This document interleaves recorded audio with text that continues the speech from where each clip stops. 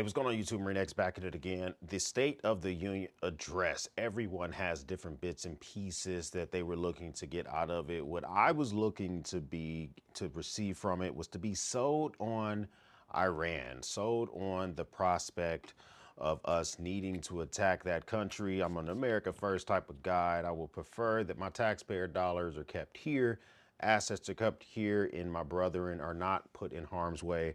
Although at first it would be mostly an air assault, there's still always a possibility for casualties. So I'm always thinking about that type of stuff. Let's do a flat white very quickly. We'll do 18 grams of whole bean coffees in. We'll try to pull 36 grams out and then drop some milk on top. But here's the thing. Give me a second to grind these beans.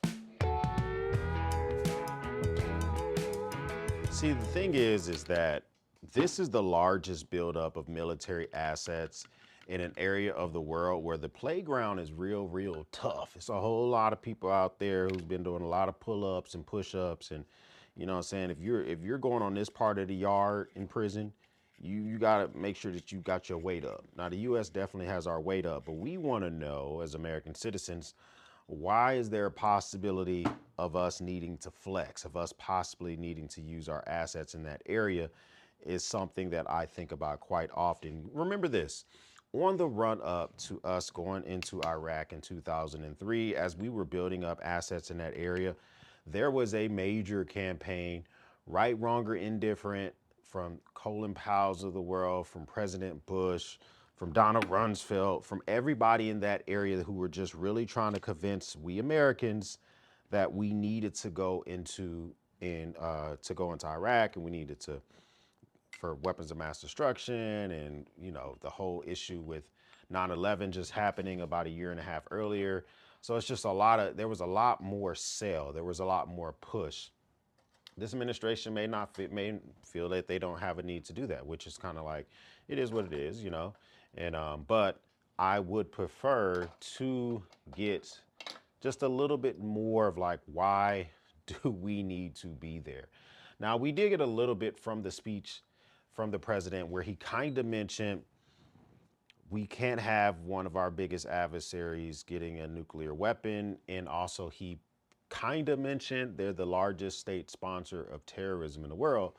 But he seemed to mention even bigger and even more. He seemed to mention and talk about the treatment of their own people and killing of 32,000 people over the last number of months, which is a thing, right? Something that we don't want happening in the world. But if we're gonna have that approach to countries, there could be a number of other countries that we have to flex on because of the treatment of their own people. Mali, Nigeria, all sorts of other nations in South Africa. We already touched on Venezuela, but there's places all over the world, the Philippines, where the treatment of the people could be a reason as to why we feel the need to go in and to have to make some moves. Now, that's the espresso before we add the milk to it. Let's get ready to steam some milk. So I don't know. I think that it has to do with a couple of things. And the number one thing is that oil, baby. Okay, I think that once again, listen, if past being prologue, and we already having an example of what will happen in certain places, you know, in Venezuela, we said it was about drugs, we said it was about evil dictator and all the other type of stuff, and ultimately now we're getting that oil. We're getting that money from that oil, and I think that we're being told something, but it doesn't necessarily mean that's what will be. So I got my milk loaded up in here. So that is, I think that's one thing, is that oil. Would it be something that we will be able to access as easy as Venezuela? I don't know. It's not our hemisphere. It's not necessarily our playground. I don't know if it just happens as easily as it kind of did in Venezuela. Number two, I do think it does have to do with the nuclear weapon slightly. You know, we don't want the Iranians to have a nuke. We don't want them having that capability.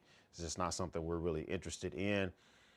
But I might be wrong about all this stuff because we're not really being sold on that fact. We're not being sold on the concept of why we need to be possibly going into that country. We have, I think, the last effort, maybe not the last effort, we'll see. In Geneva, there's supposed to be negotiations with Iran literally tomorrow. So I'm filming this on a Wednesday, I think the February 25th. On February 26th in Geneva on Thursday, there's supposed to be negotiations. Give me a second to steam some milk. So, I mean, it really does just kind of depend on what our end goal is, because I don't know necessarily if we're looking to possibly be there for an extended amount of time. Is it 100% have to do with the, the state sponsored part of it? Does it have to do with the fact that they have the capability to enrich all this uranium? What is the deal with it overall? And I think a couple of things can be true at the same time. I think that we should be sold on the fact that we're possibly going into Iran, but also think that the administration doesn't care if they sell us on it. I think that I think that a lot of the administration's energy is big dog energy. And sometimes when you're messing with big dog, they feel like they don't need to explain shit to you. That's kind of like the logical reasoning behind it. And then there is the reason that I think of a lot of us suspect that it could be. Some folks believe it has to do with the protection of PDF files, the Epstein files, the players in that, the folks enriching themselves. I mean, war is always good for the defense industrial complex. And if you invest in those companies and they're making more money, they're having to replenish assets, if we're using that type of stuff, then, I mean, places like, Sigma Tech and KBR, Lockheed Martin, Raytheons of the world, all those places, GE Aviations, where they would have to replenish assets if we use them. I mean, we use it, people make money.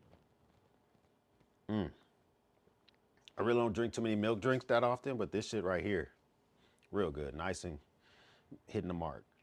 So I think that we didn't hear a lot from the president during the State of the Union about a possible action that could take us into a prolonged war in the Middle East.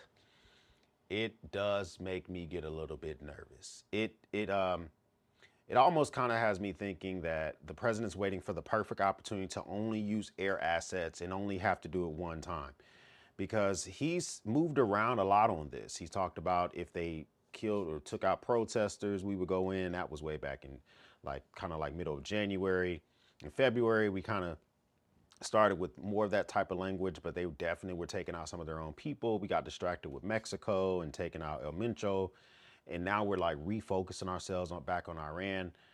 But there's just so many things that have happened since then. Us going and making some attacks in Nigeria, and us going in, of course, with the talks in Mexico, and still striking vessels off the coast of Venezuela. Like, we got a lot going on all over the world.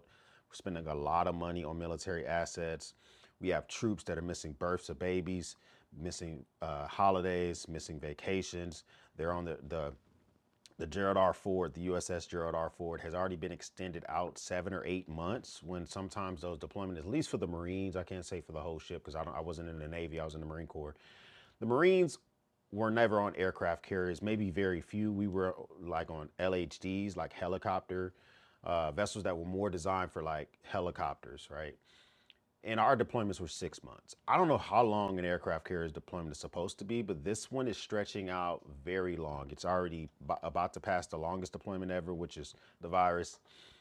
This one could possibly be passing that. And there's reports that sailors and people on board are on purpose sabotaging toilets so that maybe the ship has to dock itself, and apparently it's going to dock itself in Greece for a little while. That's a lot. I can understand being on that ship. You're trying to fight scurvy. You're trying to fight cabin fever. You're trying to not fight each other. There's just so much that's going on in that area. But comment down below, man, do you think that Iran is a go? Do you think that we were sold enough during the State of the Union? There's other parts of it that I'll let y'all dissect. I'm not really here to talk about the political aspects of it. Him talking about mission accomplished when it comes to the economy and then the Supreme Court. Listen, all that other type of stuff, I'll let y'all have at it. But when it comes to this, spending my money overseas, once again, is it a distraction from stuff that's happening here domestically, or is it a legit thing that we have to do? First time stopping by, hit the subscribe button. I would love to have you a part of the battalion. If not your first time stopping by, well, thank you once again for watching me run my grape. For everyone else, we'll speak soon.